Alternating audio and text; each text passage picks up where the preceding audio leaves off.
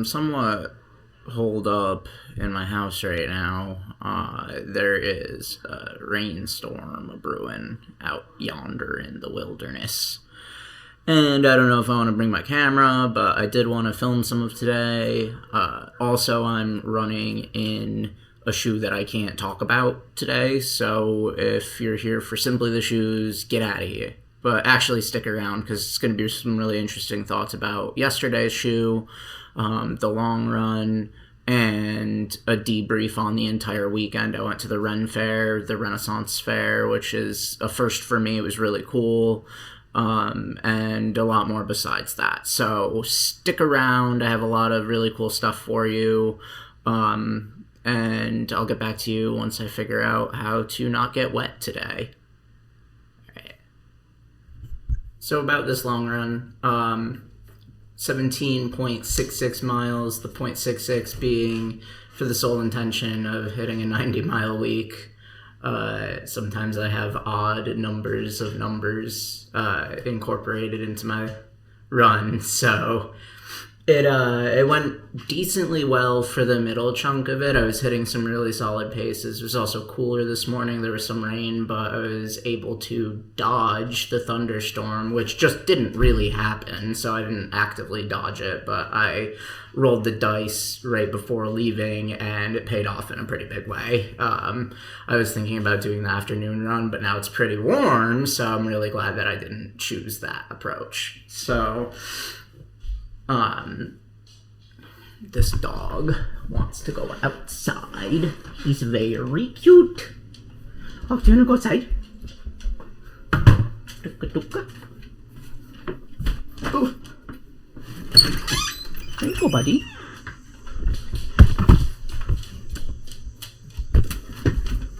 You guys are cute.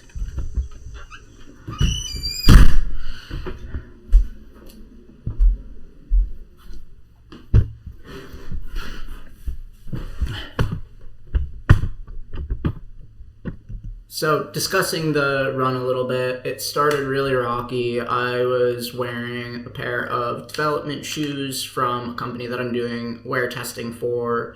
I can't talk about the shoes. They weren't finished. I'm trying to be as circumspect as possible to obscure and obfuscate the brand and the sort of the type of shoe, because I don't really know exactly what I'm allowed to say other than nothing about what this shoe specifically is, right? That's the type of contract that you sign when you volunteer to be a wear tester. So what I didn't like about it was the fit was sloppy, the gusset was tight, the like tight in a constricting way where it felt like it was sort of deforming my arch or like binding my arch in a negative and muscularly fatiguing way. The midsole felt great, so that was the saving grace of it all, but the laces were too long. I mean, it was, suffice it to say that it was an entire mess, and the insole actually started coming up the heel, like climbing up my heel, so that the toes in my forefoot, like my toes were touching the foam underneath the insole. And that's bizarre. I've never had that happen in any shoe. So I think that the model that they sent me was simply not ready to be sent out. I think it's actually the second version of the shoe that they're creating. So all that being said, what about wear testers? What is wear testers? Like, there's a number of different programs for a number of different brands. I'm not going to give away the ones that I'm doing it for, but I've done a few iterations now, running a few development shoes, and I've, across the couple to few brands and the couple to few shoes that I've run in, I've only really liked one shoe that I've done, but this is the development process that these teams go through to create products that we could all enjoy. The sort of the idea that we get as a consumer when we go to purchase a shoe is something that has gone through several iterations with a horde of people like me, or maybe some of you are also doing wear testing programs. And yeah, it's a good way to gather feedback from the masses on how the shoe functions in a variety of conditions for a variety of pace ranges for you, for me, and for everybody.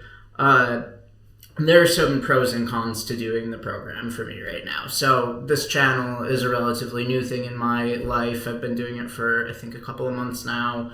I've really been enjoying my time doing this and sharing my thoughts on all things running and running shoe with you. And sort of also what I get out of that is the reflection of what works for me on the run and putting it into literal terms for you. That's also for me. Right, that makes a difference in the way that I am able to understand my own running mechanics, and like taking videos out on the run really helps me to realize what my weak areas are, at least in terms of form. Right? And once I get a little bit more into harder workouts like speed work, when I'm deeper into my training block, that will likely also benefit me there.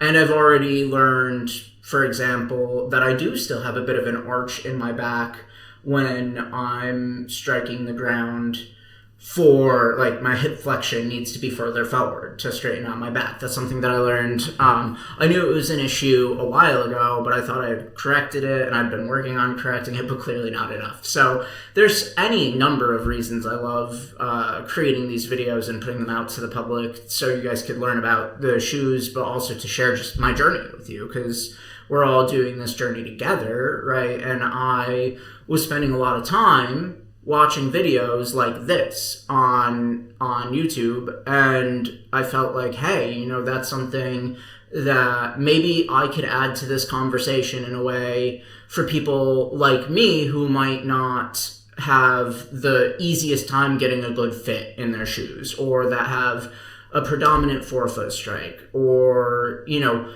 just I wanted to share my experience, and it's been really helpful. How does this relate to Wear Testers? Wear Testers has been, I mean, I'm using Wear Testers as a broad abstract term for testing shoes from a variety of brands. That's not any brand's name for the phenomenon or like event or whatever you would call it, I guess like engagement. But yeah, Wear Testers is an umbrella term that I'm using myself. Why am I doing that? How does it relate to YouTube? Well, I started doing Wear Testers for a variety of brands before I started YouTube, and it was a way to augment the lifespan of my shoes and also get a variety of new underfoot experiences under my belt, because I wasn't able to just rationalize purchasing a bunch of new shoes all the time, especially if I wasn't creating content to share with the internet. There's no reason I should be buying like a new pair of shoes every month. That's sort of unreasonable for me, at least in my mind. It was unreasonable. And so I started doing Wear Testers because, hey, I could get a couple 100 miles on a free pair of shoes, right? And then send it back to where it came from. And I'll get extra, some extra mileage this year. Like save, say I get like 120 or so miles on a pair of shoes that I'm testing. That is like a third or a half even of a shoe in terms of dollar amount, right? That's awesome. Free mileage. But then it became, and has become a little bit of an obstacle, because I'm getting shoes right now, unfortunately, that I don't exactly want to be running in, with one exception. But that's not, it eats into the time that I'm able to share the shoes with you. And I know that that's what you're all interested in, and that's why you're subscribed to the channel if you are, and why, if I post a video with something that's a clickbaity title, it's going to be related to the running shoe industry and not exactly, to my own personal life and experience of running. And that's okay. That's the service that I'm providing to you all. But what I can't do is I cannot talk about shoes that I'm under contract to not talk about.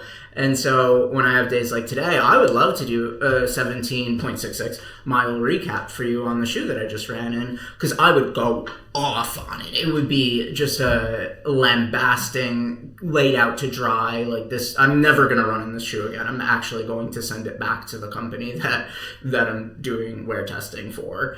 It was that bad of an experience, and I would love to give you all the details, but it's just not, it's not allowed, and I don't want to.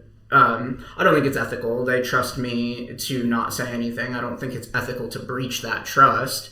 Right? If somebody's going to trust me with something, I'm going to respect that. I think that's a pretty given way to interact with brands, right? And obviously they're like big mega corporations or whatever, and they make millions of dollars, and does it really matter? For me, yeah, it does, because I just don't want to betray somebody's trust. It's not so much about the company, but the people, the development teams that have put a lot of effort into these products. So that's why I'm not talking about it. That's why I might have to stop doing wear testers, because I want to be able to make content for you very regularly, maybe every day. Maybe I miss a day here and there, but pretty much every day. And this interferes with that. So that's my whole summary on wear testers. I'll drop it. I'll leave it there. I think that, well, actually, I won't leave it there. For everybody that's watching, if you're not creating content, if you're out there at home and looking for a way to augment your running shoe lifespan, if you like a variety of underfoot experiences, if you're willing to take the risk on receiving something that you don't like running in and still running in it and giving them the mileage that they need to make an educated decision on how to develop the shoes, because this is another aspect of it that is challenging. Like, there have been a couple of shoes where I really have struggled to get the required amount of miles in those shoes because of how much they don't fit into what I'm doing or how bad they are. Whether it's a midsole issue, an upper issue, a weight issue, like there's always something that these development teams need feedback on that's why I signed up for it, that I'm able to provide them. When you're training at the level that I'm training at and have aspirations of a challenging but achievable goal, like my goal ultimately is to get to a sub-3 marathon. I know it's a cliche goal. I would love to even participate in all of the world's majors. It's a somewhere between a pipe dream and an achievable goal, right? Running sub-3, that's an achievable goal. Getting to all the world majors would be a major privilege, and it would be an honor to be able to do that.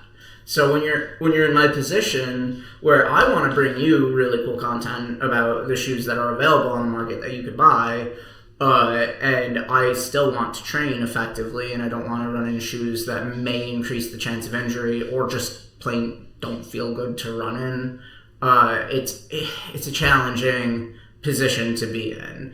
And I was thinking about giving up the wear testers before I got the most recent shoe, the one that I just ran in today. But it was an enticing sounding shoe. I'll just say that. So leaving that all aside, if you are not currently, making content about shoes and you are willing to take the risk on maybe receiving a shoe you don't like, and like they're totally unreviewed, they're unreleased, they're unrefined, typically, I mean, they're done, typically they're like runnable, but, if you're willing to take that risk, I say you should. I think it's a really valuable experience for any runner to have. And it'll introduce you to a wider variety of shoes that you might not have run in already. And there are the studies that suggest that running in a wider variety of shoe can give you a benefit of injury reduction. Now, there's only one study. It hasn't been replicated yet. This is something that Doctors Are Running mentioned. And it has a really hard, it would be really hard to replicate. Go listen to the Doctors of Running podcast. I can't remember which one it was, but it was pretty recent. It was in the last week or so.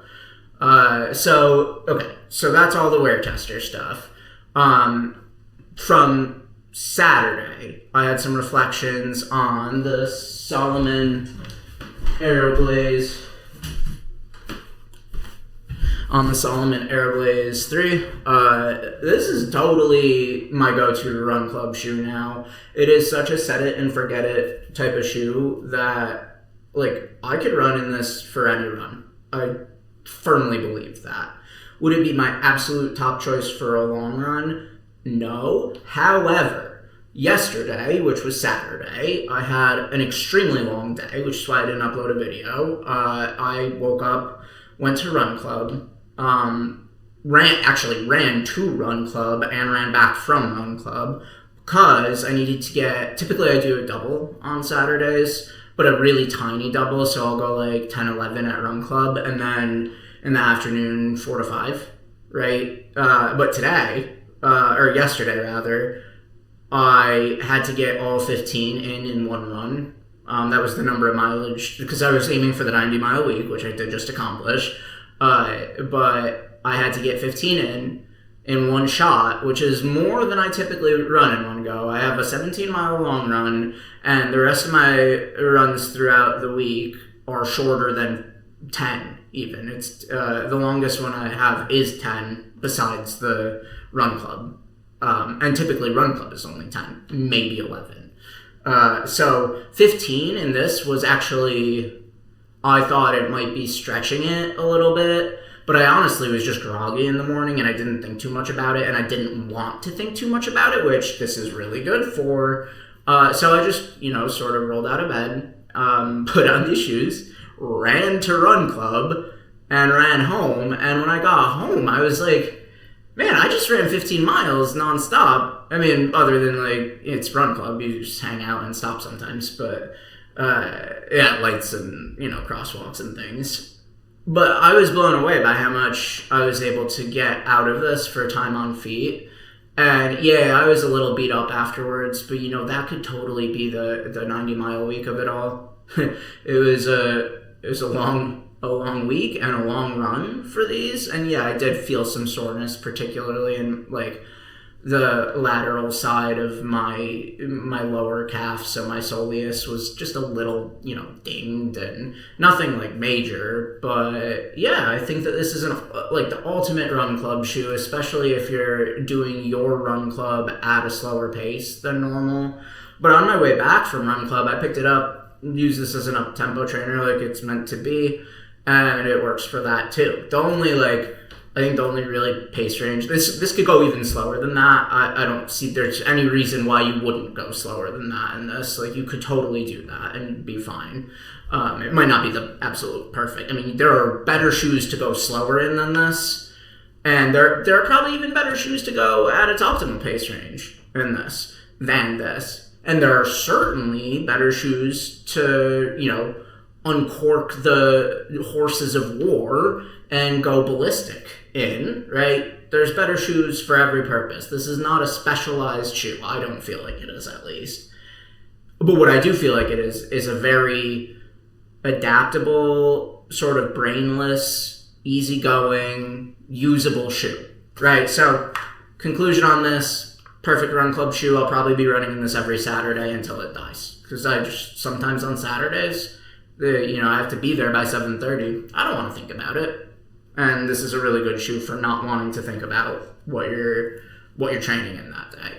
So that's sort of an overview of my weekend. I went to the Renaissance Fair Festival in Sterling, New York. It's the drive out there is like winding, grassy fields and rolling hills, and it's similar to the Shire in real life. Very, mystical, forest elfy situation. And this isn't my typical type of event. I'm not, very much of a fantasy engaged person. Of course, I like Lord of the Rings. Who doesn't? But my friends are much more into that sort of like role-playing and D&D and dragons and elves and medieval stuff. So they suggested we go, and I am so grateful that I did that. It was such a blast seeing everybody dressed up and some people were in character, some people weren't dressed up, and nobody cared. It didn't break the immersion because the rest of the area was so, this is a permanent fixture with old-timey,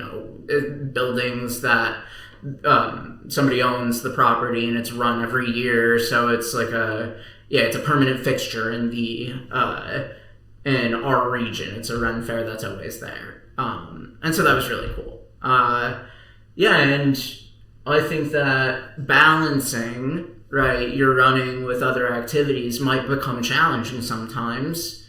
That's an important part of life, right? We can't lose focus on our friendships in favor of running altogether. Now, if you're at the super elite level, or if you're chasing some wild dream that for you need to lock in and focus specifically on running, I say you go do that. But you know who you are already. Like, I was watching Philly Bowden. I hope I'm not mispronouncing her name, but she's a content creator on YouTube that you've probably all seen already. And she put out a video recently about sort of this, where her pursuit of becoming an Olympian means, making not sacrifices, but making decisions to forego certain events that would potentially detract from her ultimate goal of becoming an Olympian. Because if you're operating at that level, you absolutely need to make some challenging decisions about relationships, parties, social events, food, right? I'm not that person, so I was able to luckily find that balance for myself. And sometimes, you don't have to run 90 miles a week. That's a crazy person thing to do. If you really take a step back and look at what the running sphere is, and your place in it, and then people outside of the running sphere, take a moment to acknowledge, this is something that I learned this weekend, that we're crazy people, right?